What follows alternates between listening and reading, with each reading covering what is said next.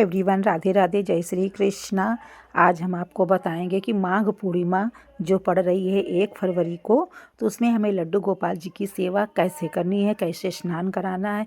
तो आइए चलते हैं, जानते हैं लड्डू गोपाल की सेवा 1 फरवरी को पड़ रही है।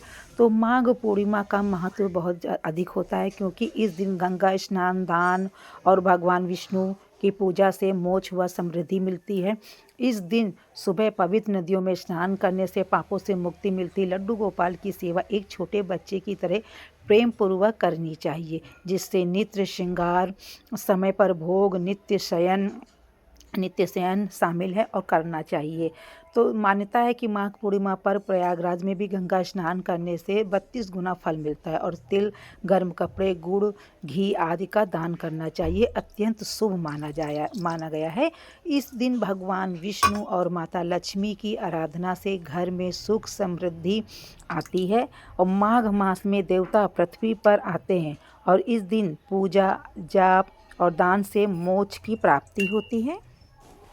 और लड्डू गोपाल की सेवा तो जैसे जैसे रोज़ाना हम लोग अपने लड्डू गोपाल को जगाते हैं, स्नान कराते हैं, तो रोज़ाना गुनगुने पानी में, सर्दी में या साधारण पानी से स्नान कराएं।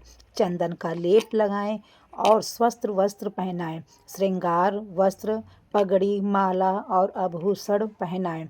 उन्हें माखन, मिश्री, भोग या घर में बना शुद्ध सात्विक भोजन कराएं। रात को उन्हें आरामदायक बिस्तर पर सुलाएं। उन्हें मूर्ति नहीं बल्कि घर के एक सदस्य के रूप में प्रेम रखें।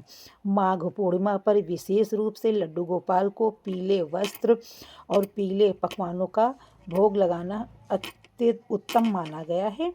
तो ये माघ पूर्णिमा में हमने बताई है कि लड्डू गोपाल जी की सेवा हमें कैसी करना चाहिए और इसका महत्व क्या है। तो ज़रूर से सुने और लड्डू गोपाल की सेवा करें।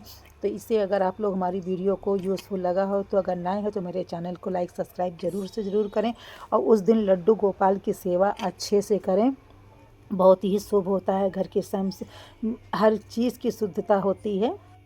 और देखिए, ये थी कि माघ पूर्णिमा में लड्डू गोपाल की सेवा कैसी करनी चाहिए, क्यों करनी चाहिए।